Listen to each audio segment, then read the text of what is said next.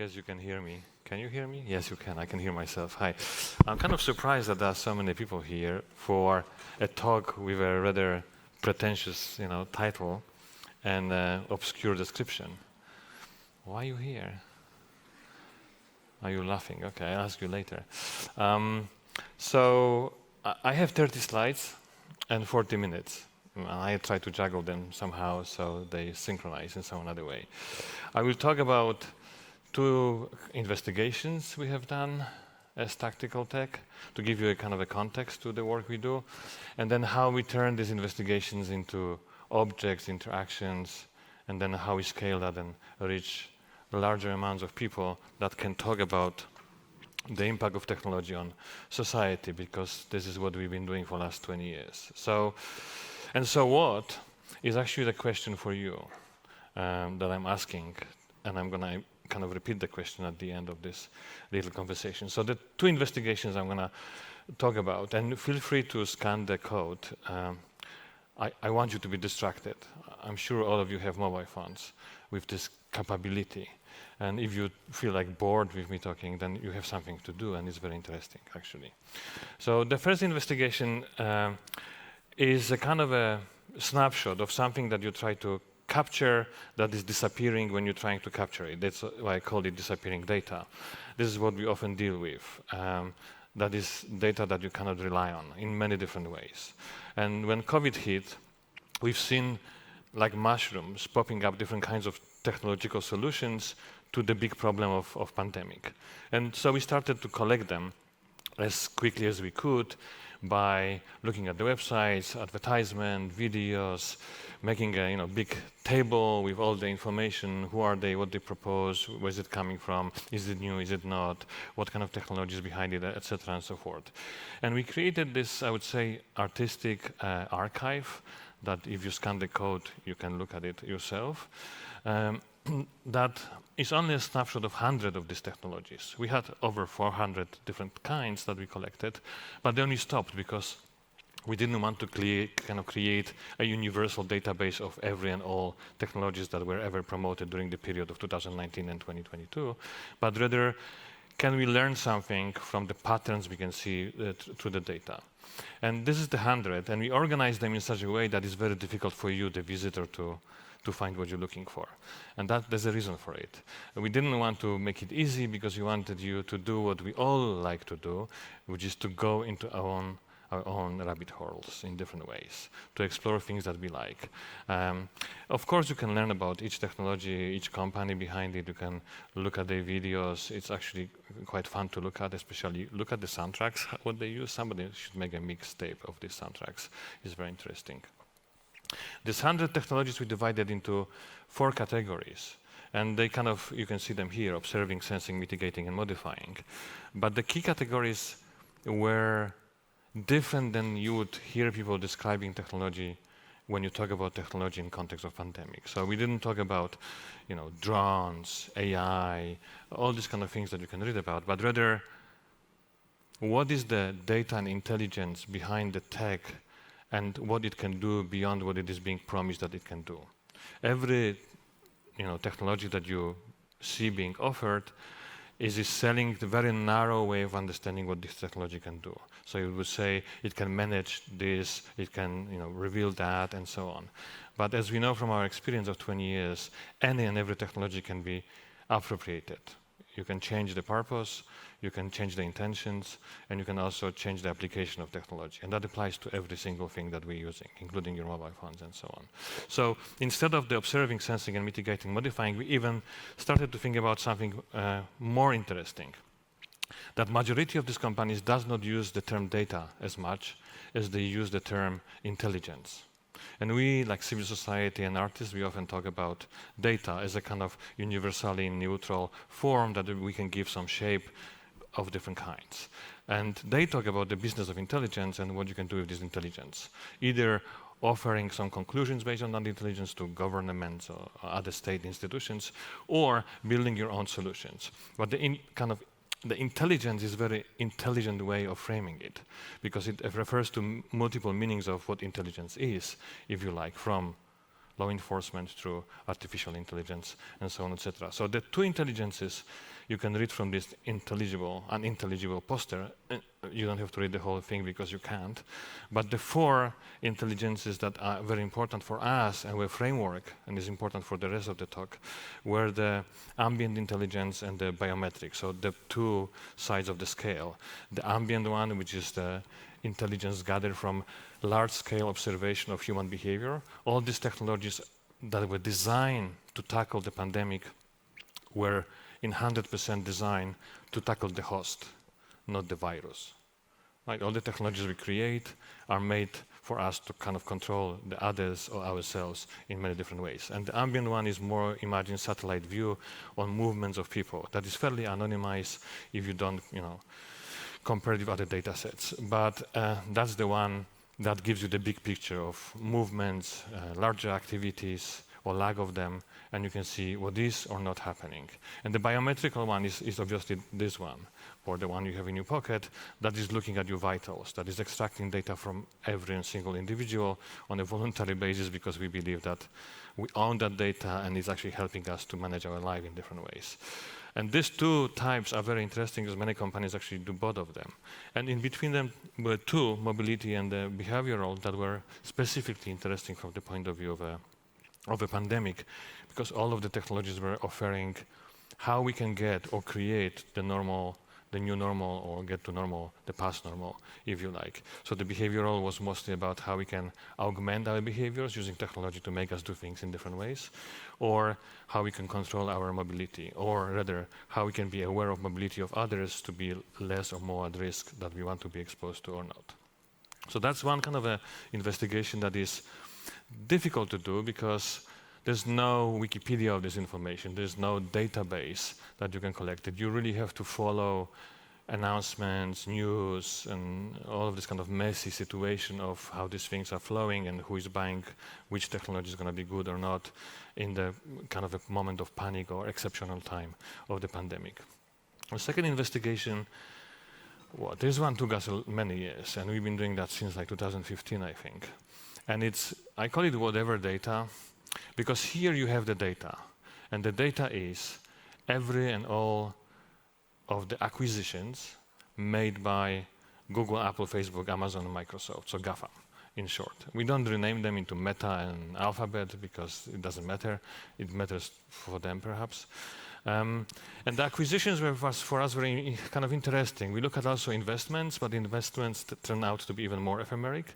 Acquisitions is something that is documented in some form of contract, and the contract is somehow documented somewhere that you can, if not look at it directly, you can read about it because there's a lot of business information around who is buying what for what kind of purposes.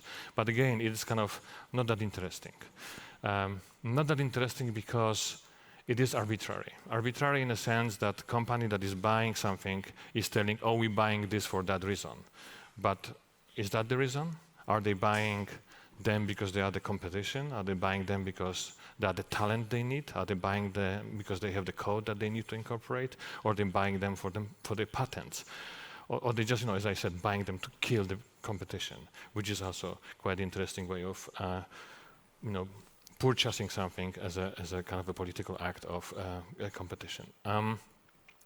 So we got that data. We updated last summer to 2022. The data is from 1978, the beginning. This is the Microsoft did the first acquisition. And we're looking at 1,210 acquisitions. And this is the kind of a first very simple, not very useful for you, way of looking at it visually. Visualization is a very good way of looking at data, so you don't see only numbers and names and so on, as you probably know. But it's also complicated because they use their own categories. They call, this is the company that does software, the other company does AI, the third one does education, and so on. And so we try to do some taxonomy, some indexing on this data, and at the end, through many different kinds of objects and visualizations, we ended up with this project called the GAFAM Empire that you could have scanned the code before. There'll be 3 more codes later. So the landscape of acquisition is kind of interesting. It's divided into this kind of GAFAM Empire, and why we call it Empire, maybe I should tell you. We didn't want to use the term monopolies, because I think monopoly is very 19th century kind of a term that doesn't apply to the digital, in particular, businesses, because they don't really have competition. You can use all the tools, all of them, and all at once if you want. And when it comes to limitation of resources, they're in the business of attention and data, and those are unlimited. So there's also this kind of extraction is even exponential, because you can add new sensors and new ways of collecting data. So we look at the landscape of the acquisitions, and that was the way we were thinking of how we can clean the data to make the categories more usable. So we actually know why they bought something, for what reason. Because it's important, if they're buying something and they have bought 1,210 companies, that is strategic decision to gain something, also in terms of political power. And you need to have categories that are very clear to be able to understand that. So we look at also, so the landscape was like kind of big scan through this data set to see, okay, this is what have been bought, this is what they say they've been buying, and then we put the slider, and you can see how we look back at all these contracts and the company's websites. Many of them actually change the data over time, so you have to go to Internet Archive and so on, etc., to see what they actually were saying, what they do. Were they doing biometrics instead of just saying, software? Were they doing something else instead of something else? And we recategorize it in such a way that it gives you a better landscape. It's not perfect landscape, but it's better than anything you can find anyway. And then we did something we called the Petri dishes, and I'm going to show you a couple of them, which we look at kind of how each of these companies gradually grows into something else. Because you may think that Google is, Maps or Android or whatever, other 10 applications that you have on your mobile phone. But they are very different beasts if you look at their acquisitions and also investments, and also where they promote themselves as a solution to problems. The same applies to, as you know, Amazon is not a bookstore, Microsoft is not Windows, and so on, etc. But we still think about them as this single purpose or multiple purpose, but very narrow businesses that are behind this. These tools that we all use. So Petri dishes was the kind of way of looking at them, how they were growing through acquisitions, and can we cross-compare them? Can we see if they kind of are in the same competition? And for us, what was interesting was that it's much more closer to look at what Microsoft and Apple is doing. They kind of hand in hand. It's interesting to see that Facebook and Google also are hand in hand in many ways, like social media and so on. While Amazon is kind of its own beast. This is the one that, for example, have not invested almost at all into advertisement, which we would think that is the main business model behind this big tech. So that's how they look like, the Petri dishes. And the last thing we did in this project that you can look at is also very interesting. We created a timeline, but the timeline is not only, when they're all buying something at some date that you can then cross-compare with some events, if you like. But we were rather interested in, with density design with whom we did it, to look at, if they buy a company, what this company have bought before. So what they have been buying is not just this one name, but the many other companies that the company have purchased before themselves. And sometimes what happens in this convoluted way of buying each other is that when they buy a company, sometimes they make the company exist for longer, and the company is buying other companies still along the line, while being already part of one of these big tech companies itself. And so it's a very interesting process to look at and draw some conclusions. And you can then see that Microsoft is big on health. Google invested a lot in obviously robotics that you all know, but also in education and so on, etc. There's very few patterns there. I'm not going to give you the conclusions, because the whole purpose of these two investigations into ephemeral, disappearing data sets that should tell us something about the impact of technology on society is as complicated as you've just seen. I want you to explore it for yourself and make your own conclusions. Our role is here to deploy our skills to be able to give you some basic material to think about it differently. How we work with it, in a physical space, because people who watch visualizations or, diagrams are people who like this kind of stuff. Majority of us don't. When we exhibit infographics, only people who love infographics, designers, etc., usually are, with their nose in front of it. Everybody else just passes through, like a wallpaper was there, kind of thing. So how do you turn this information into kind of objects that people may find intriguing? This is just kind of one example of looking at just extract of the data set from the acquisitions. Those are just Google acquisitions, number of iterations. Some of them are very successful, some were disaster. And I mean, they were still very good. If you ask me, I could teach about them. However, in the actual space, we didn't predict how the visitors would behave, and it was a mess. The one when you can see on your left, I believe, where is it? Yeah, on your left. The stack of disks is actually looking at 10 largest apps that Google owns. In this very, almost Calvino-like convoluted lunette that you can see through them, all the people that Google can see at the bottom, and each of the, little people there represents, I think, 10 or 100 million of users.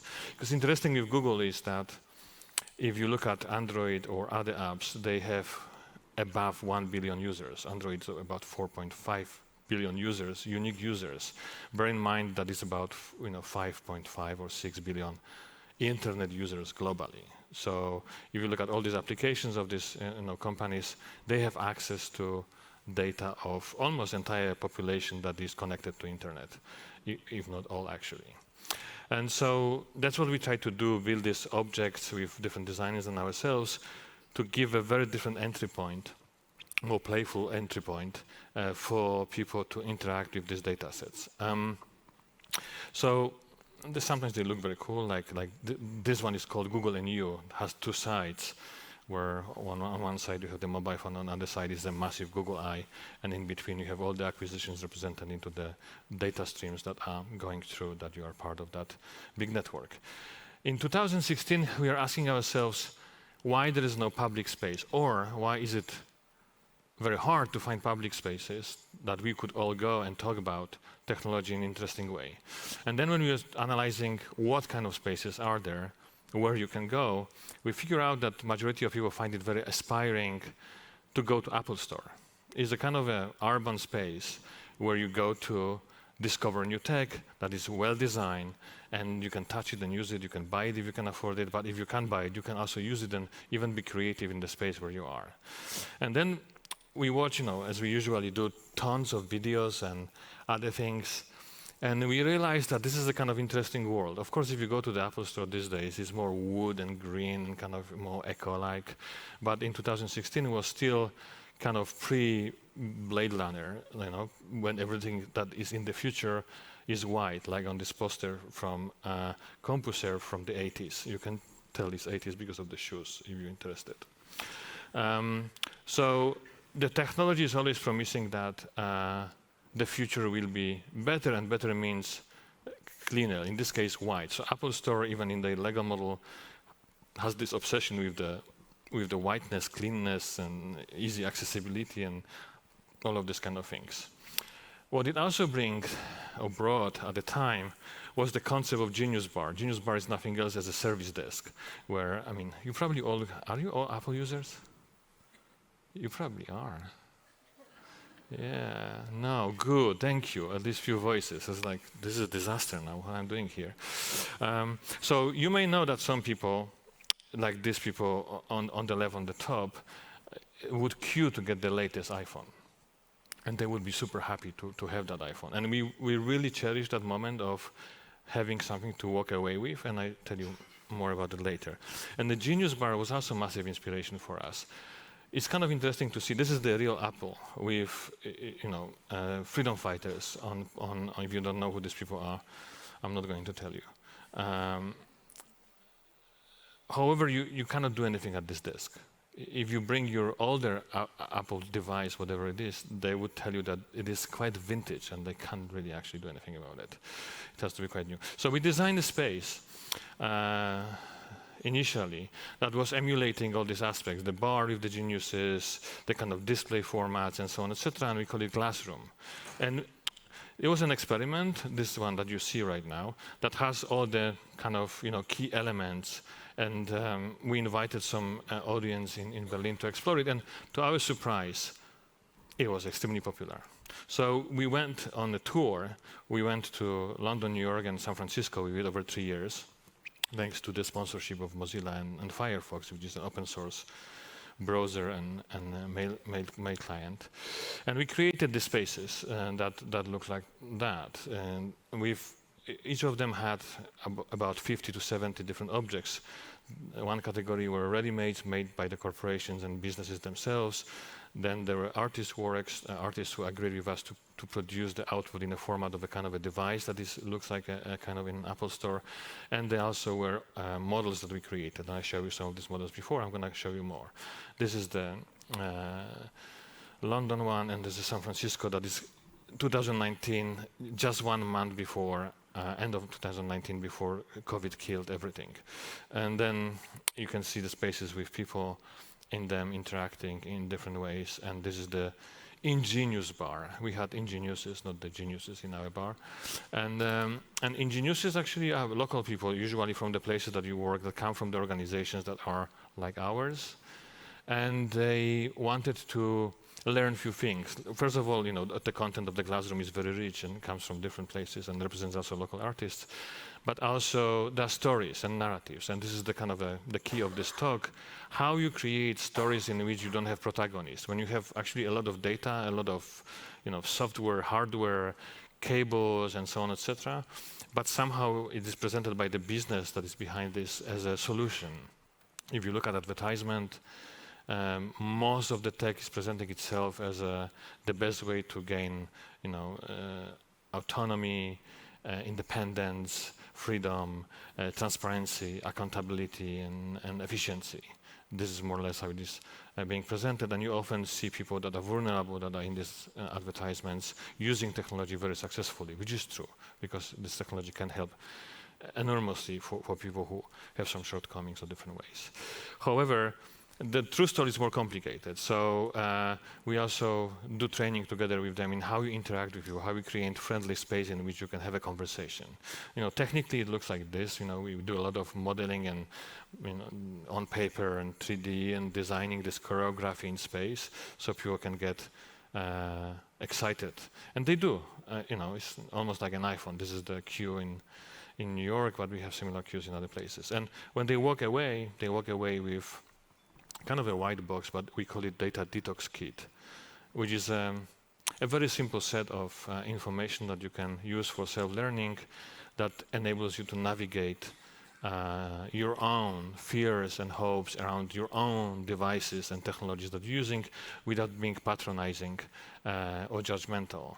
So it doesn't tell you don't do this, do that. It rather tells you if you're doing this, here we go. We can look at it together and you can decide what you like about it or what you don't, and so on. Now, that was very successful, and this is kind of a bragging right now because we were surprised how successful it was. And we were lucky to build these spaces. Each of them only ran for 3 weeks because we can't afford renting places for so longer. However, there were 20 to up to 30,000 visitors in this short periods of time, queuing and getting excited, and there's plenty of program going on around them and so on, etc. But those were only a few places in big cities. And with all respect to big cities, this is not where we necessarily want to be. This is a great place to test things, to see, to get the visibility, get the credibility, to figure out if what you're trying to say in a nonlinear way actually is working. So then we were like, okay, let's do something totally different. Let's take all this content of the classroom and turn it into portable, almost disposable, replicable, and destroyable formats that anybody and everyone can use. And for us, I would say the key element here was how we can create something that would support what we called anchor organizations and institutions. An anchor organization and institution is the one that is present in the local environment, small town, community, and so on, etc., that is already working with what we call knowledge, library, community center, art center, or school.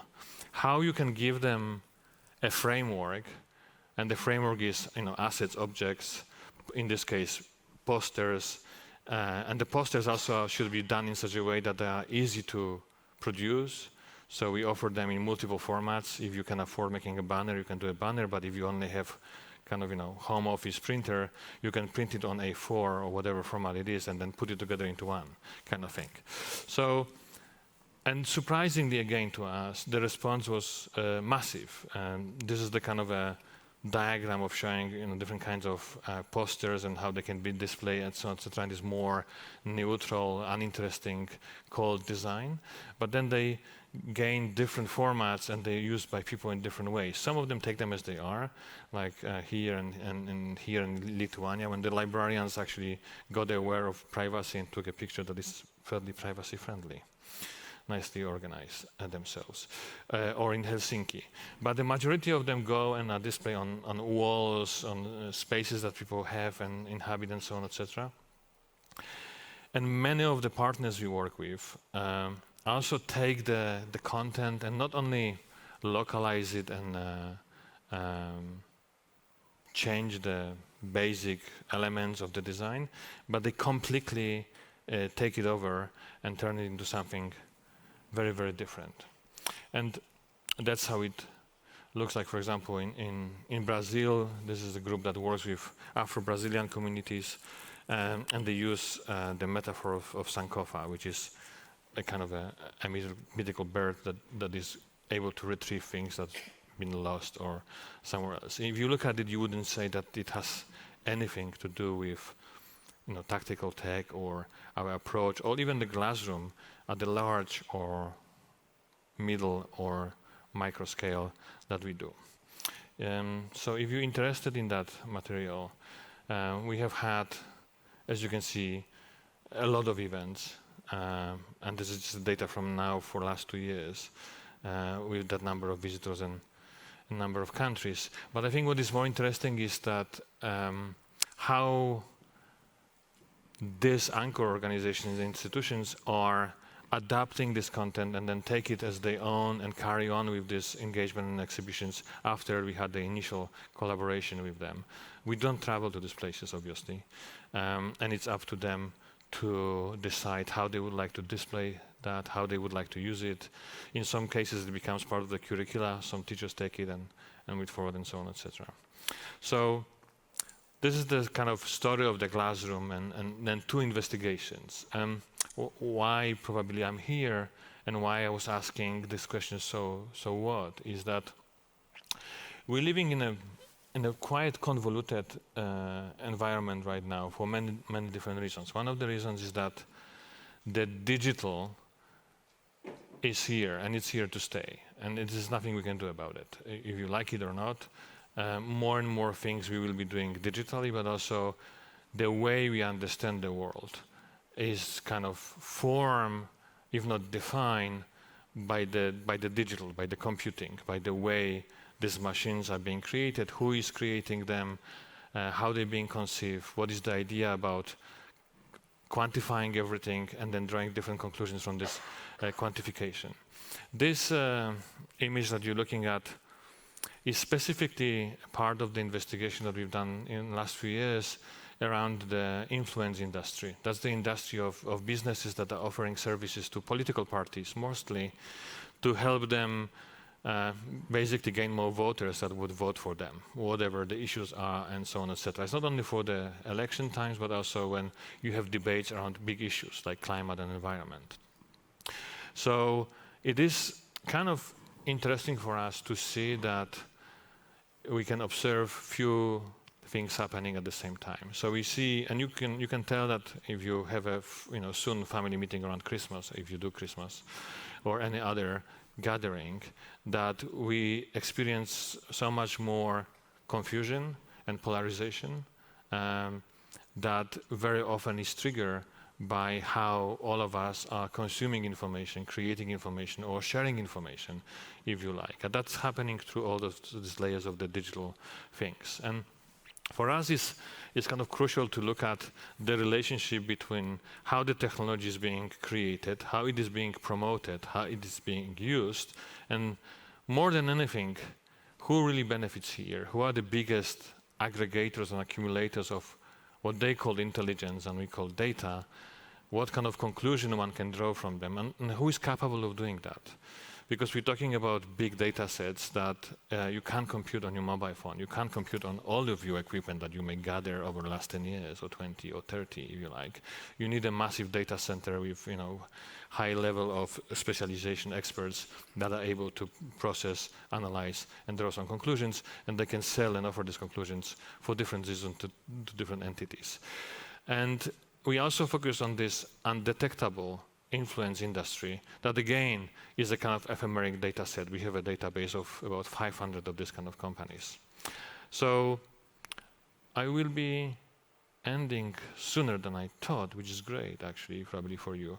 But before you go, and before I go, I actually got a couple of things. So on the stage on the left, on the right, you can pick some books here, and they are very different. And they are different because those are two different things that are very important that we believe beyond creating creative content, creating different forms of education, and engaging with larger communities where this kind of information is extremely hard to get in the languages that they use. Data Detox Kit is currently available in 40 languages. So one of them is the Exposing the Invisible Kit, which is a small version of, if we actually publish the whole thing, that would be really big, like, I don't know, 7 of those. But we see investigation as a important form of public engagement, and it's not only investigation in the journalistic terms of investigating wrongdoing or corruption. We look at investigation as a form of also looking into documenting things, discovering things, or creating data sets when it doesn't exist that communities and people can use themselves. And we look at different methods and tactics, so what and how one can investigate. So you can pick the book, it's free. And the other one is kind of much older. Actually, it's published in 2013. And we thought it's really old, and we should not be talking about it anymore. But then I read it, and I was like, wow, this is pretty good. It still is good. So we may do another book now, but we have still some copies of the old one, which is called Visualizing Information for Advocacy. And this one is looking at how you can, actually it's more about from the experience that we have had, that there's a belief that maybe you can create a poster or a visual campaign or an interactive piece of art, work, research-based, and so on, etc., that would change the world. And the story here is that none of these things that we produce would change the world, but they all together adds up into actually creating new generation of people that create new stories and believe in different narratives than the narratives that are currently available. So it is looking at what kind of visual story you can tell depending on what kind of audience you're dealing with and what you want them to do. Do you want them to see something for the first time? Do you want them to explore something because they actually have time to do so? Or do you want them to act on something which they really have to be committed to do that in the first place? And how to organize and mobilize people around big issues. And I think this even more important, the work around the investigation and visualization, narratives and storytelling in the world of confusion, polarization, and undetectable influence. And these sessions don't have questions and answers, so we should not expect them. And this is how you can contact us, get all the materials. Everything we do is obviously Creative Commons and other open licenses, if you like. And if you want to work with us or help us reach even wider scale, you're welcome to scan this QR code this time. Thank you very much.